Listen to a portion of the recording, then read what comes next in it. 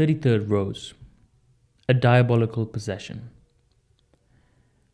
When Saint Dominic was preaching the Rosary near Carcassonne, an Albigensian was brought to him who was possessed by the devil. Saint Dominic exorcised him in the presence of a great crowd of people. It appears that over 12,000 had come to hear him preach.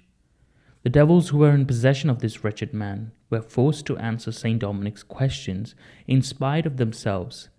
They said that there were 15,000 of them in the body of this poor man, because he had attacked the 15 mysteries of the Rosary.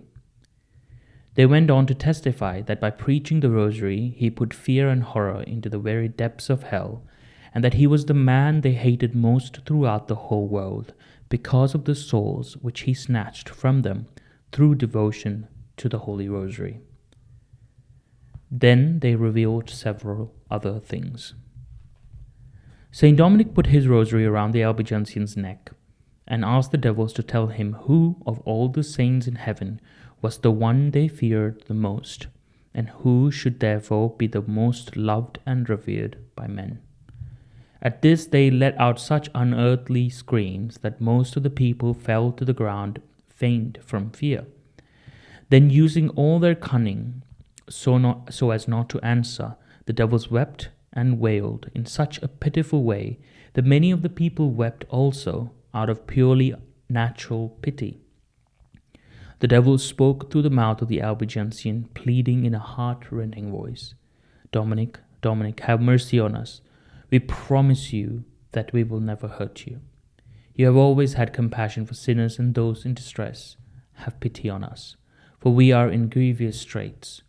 We are suffering so very much already, so why do you delight in heightening our pains?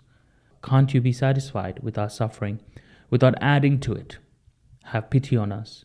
Have pity on us. Saint Dominic was not one whit moved by the pathos of these wretched spirits, and told them that he would not let them alone until they had answered his question. Then they said they would whisper the answer in such a way that only Saint Dominic would be able to hear. The latter firmly insisted upon their answering clearly and out loud. Then the devils kept quiet and refused to say another word, completely disregarding Saint Dominic's orders. So he knelt down and prayed thus to Our Lady.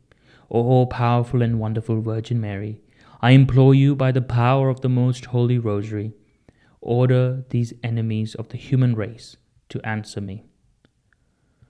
No sooner had he made this prayer than a glowing flame leaped out of the ears, nostrils, and mouth of the Albigensian.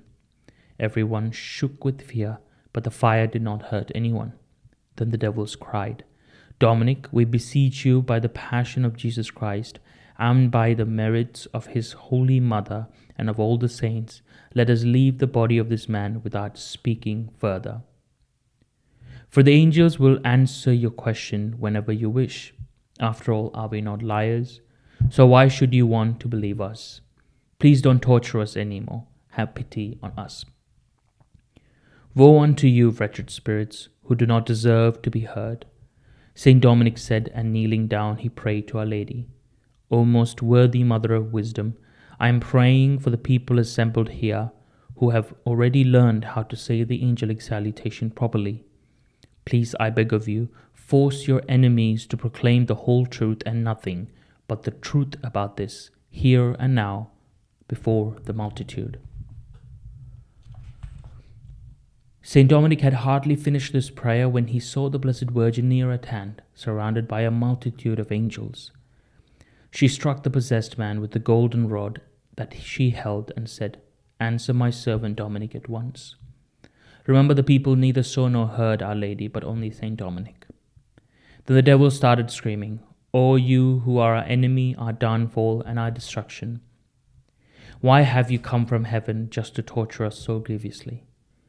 O advocate of sinners, you who snatch them from the very jaws of hell, you who are the very sure path to heaven, must we, in spite of ourselves, tell the whole truth and confess before everyone who it is who is the cause of our shame and our ruin? O woe unto us, princes of darkness! Then listen well, you Christians. The Mother of Jesus Christ is all-powerful, and she can save her servants from falling into hell. She is the sun which destroys the darkness of all of our wiles and subtlety. It is she who uncovers our hidden plots, breaks our snares, and makes our temptations useless and ineffectual. We have to say, however reluctantly, that not a single soul who has really persevered in her service has ever been damned with us. One single sigh that she offers to the Blessed Trinity is worth far more than all the prayers, desires, and aspirations of all the saints. We fear her more than all the other saints in heaven together, and we have no success with her faithful servants.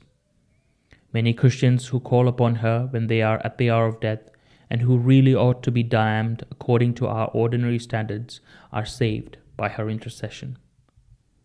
If only that Mary, it is thus in their fury that they called her, had not pitted her strength against ours, and had not upset our plans, we should have conquered the church and should have destroyed it long before this. And we would have seen to it that all the orders in the church fell into error and disorder.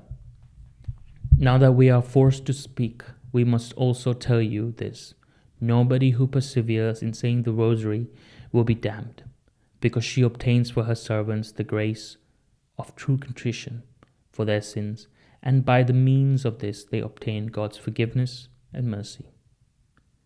Then St. Dominic had them all say the Rosary very slowly and with great devotion. And a wonderful thing happened.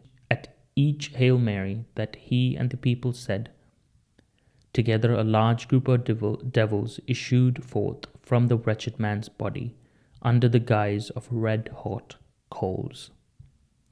When the devils had all been expelled and heretic was at last entirely free of them, Our Lady, who was still invisible, gave her blessing to the assembled company, and they were filled with joy because of this.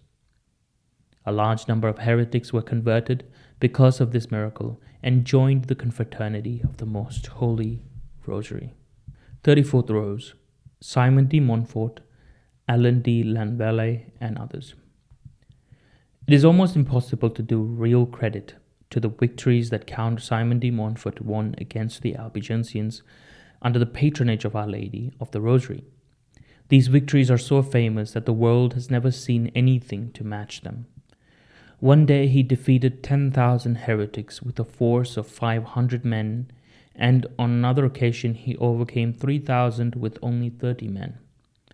Finally, with 800 horsemen and 1,000 infantrymen, he completely put to rout the army of the King of Aragon, which was 100,000 strong, and this with the loss on his side of only 1 horseman and 8 soldiers. Our Lady also protected Alain de Lanvalle, a Breton knight from great perils. He too was fighting for the faith against the Albigensians. One day, when he found himself surrounded by enemies on all sides, Our Lady let fall 150 rocks upon his enemies, and he was delivered from their hands.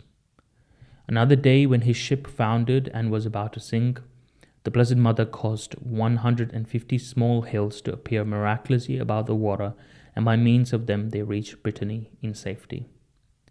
He built a monastery at Dinan for the religious of St. Dominic in thanksgiving to Our Lady for all the miracles that she had worked on his behalf in answer to his daily rosary.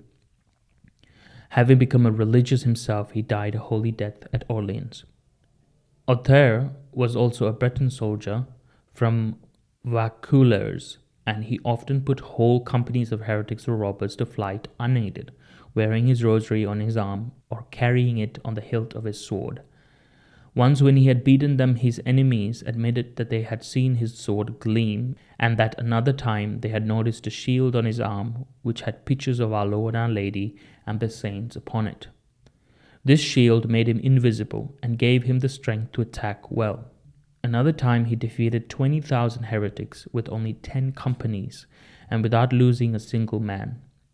This so impressed the general of the heretics' army that he came to see Othere afterwards, abjured his heresy, and declared publicly that he had seen him surrounded by flaming swords during the battle.